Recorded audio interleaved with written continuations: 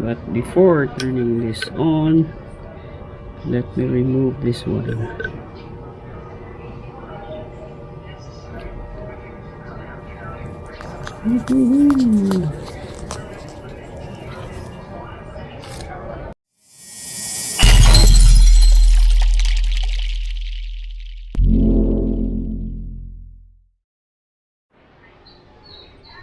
Good day and good afternoon, everyone.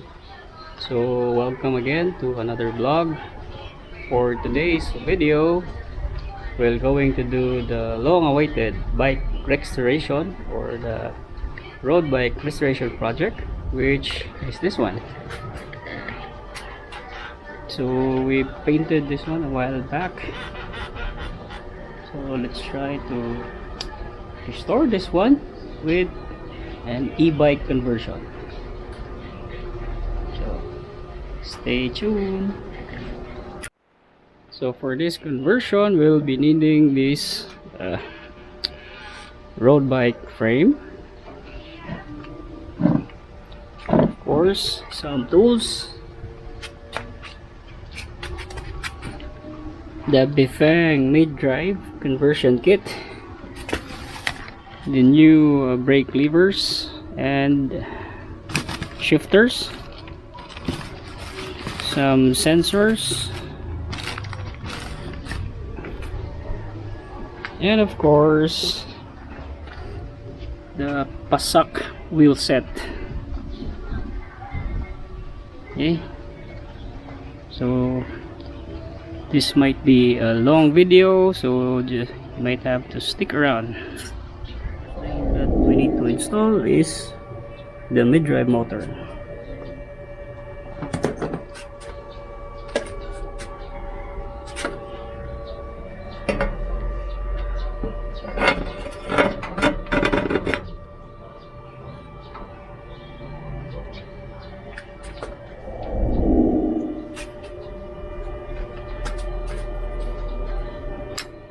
Okay, so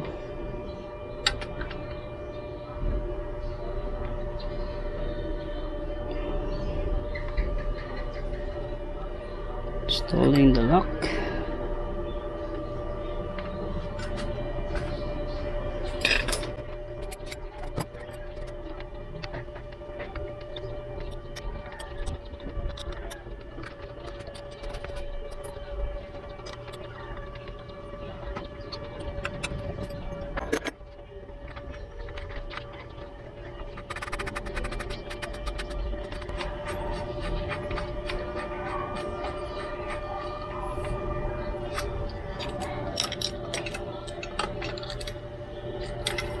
So we need some tools to lock this thing up.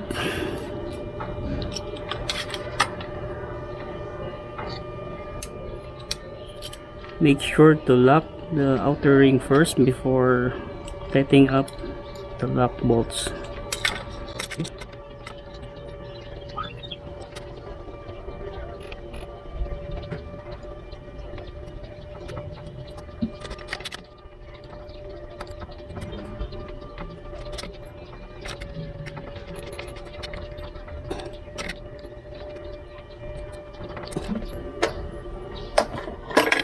Okay, then screw this in the outer ring.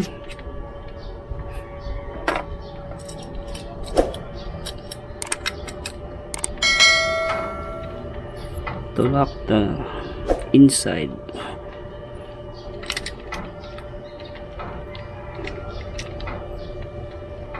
Okay.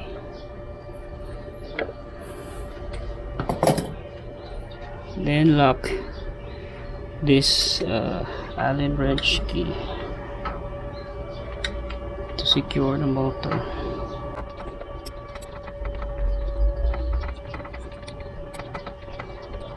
So I have the link somewhere here if you haven't seen the unboxing of this one. Okay, so the motor is now secured. So we can now install the crank arm. So it has labels left and right, so make sure to follow them. So this one is on the left side.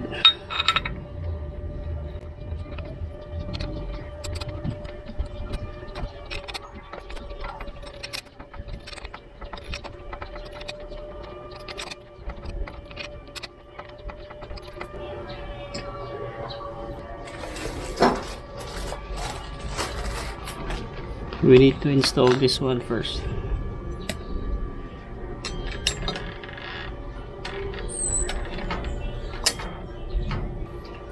Okay, so we'll install the front cogs.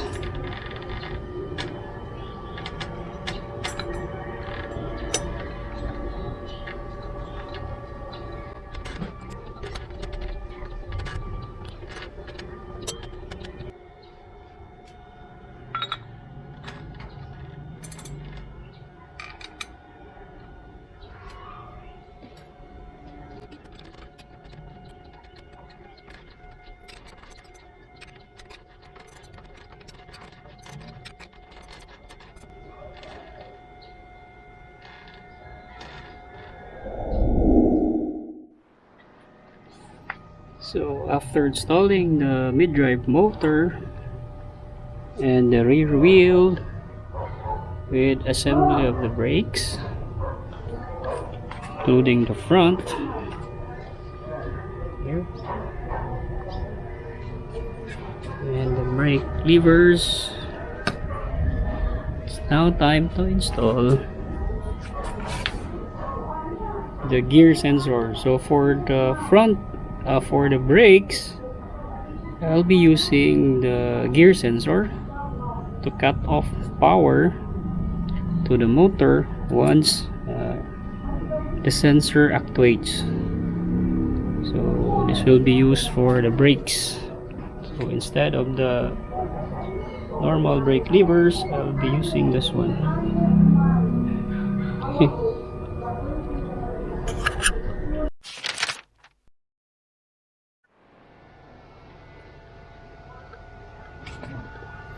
So after installing the shift sensor through the brake lever connection, this is now the final setup.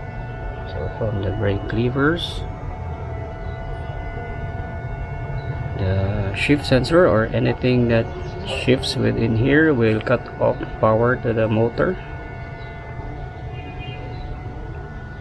to the rear brakes. And this is now the wiring connection, the speed motor sensor, and the shift sensor for the rear derailleur. So the next thing to do is to install the battery. The only problem with the battery holder is that its mounting points or mounting holes is not aligned with this type of holder. So we need to do something about this so that it will be mounted out properly. So for this, I purchased rivet nuts. So I will show it to you later. Okay, so I have found already the position where I'm going to place the battery case holder by marking this on the down tube. Next thing to do is to drill some holes and insert the rev nuts in the down tube. So this is the rev nut. So let me unscrew this one for you to see clearly. So this one, so the rev nut will put some drill holes here and insert the rev nut just like that, and let's drill some holes.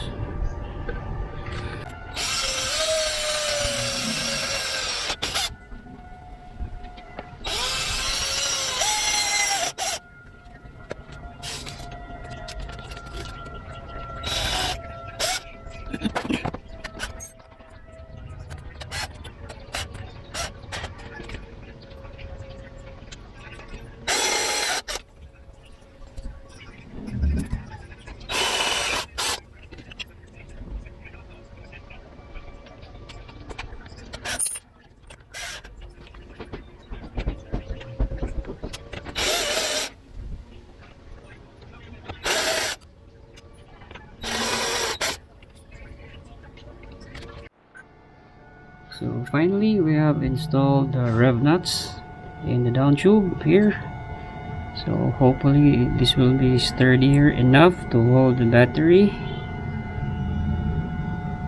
So after this one, it's time to install the battery holder and the battery to power up this motor. After installing the rev nut and fix it on the down tube, so I managed to successfully install the battery holder and already connected it to the motor. So now let us try to connect or install the battery.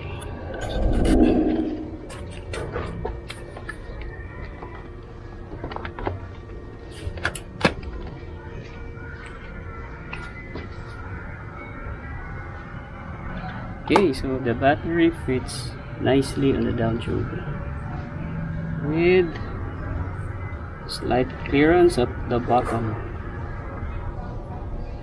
So let's try to turn this thing on.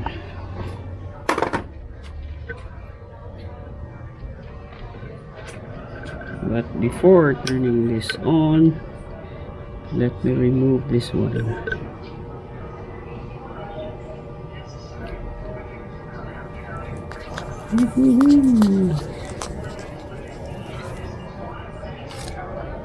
Okay.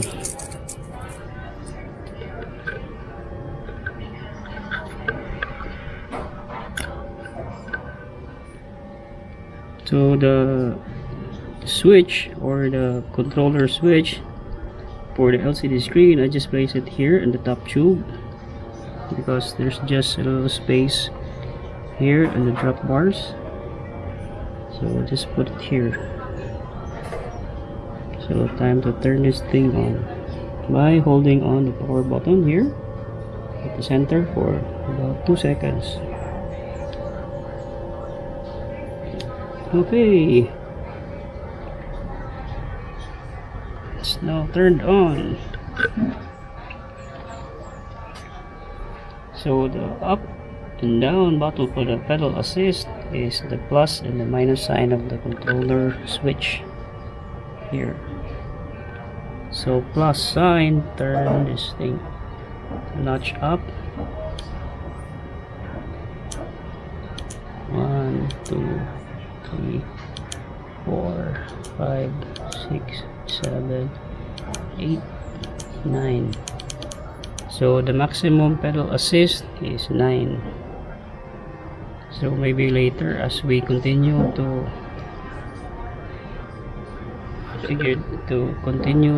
assemble this one, we'll try to check on different configuration for this one. But first, let us try our motor if it runs nicely.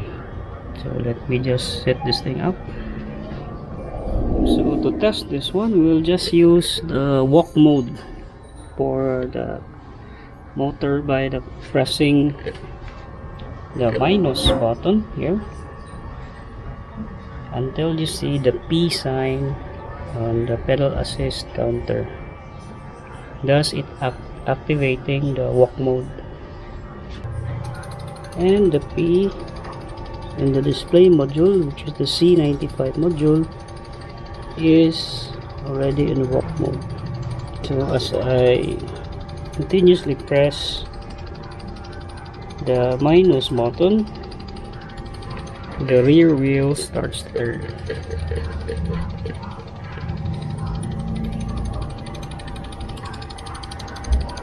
Because the motor is now turned on via the walk mode. Nice.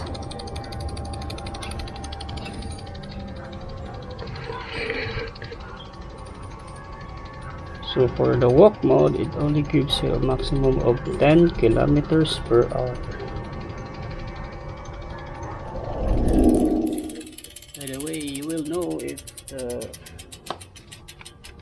speed sensor is running or working if you'll see a flashing sign on this LED indicator here.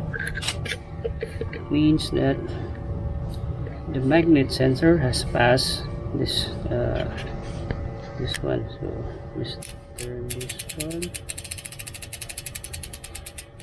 So as you can see here, here is the magnet sensor. As soon as it sweeps around like turning, you can see that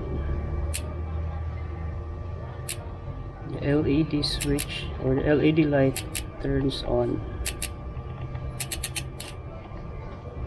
Okay, so that's when you know that it's working properly. Okay, so this is now the final conversion of the road bike restoration project.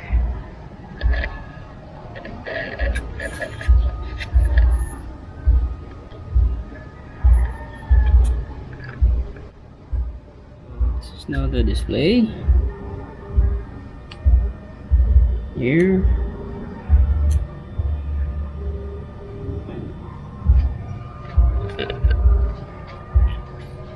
We just place the controller here so that it won't bother with the drop bar here. So I installed some lights. So this is restored with the Raceworks brake calipers and the Sensah Ignite brake calipers or brake. So on the other side, and of course the Pasak wheel set here, the mid-drive motor, battery, and of course the Vader seat. Okay. So this is the shift sensor, also on the rear side of the shift sensor.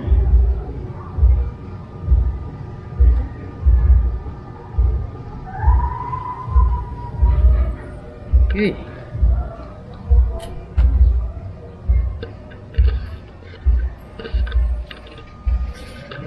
So hopefully we could do a full review after 500 kilometers or so.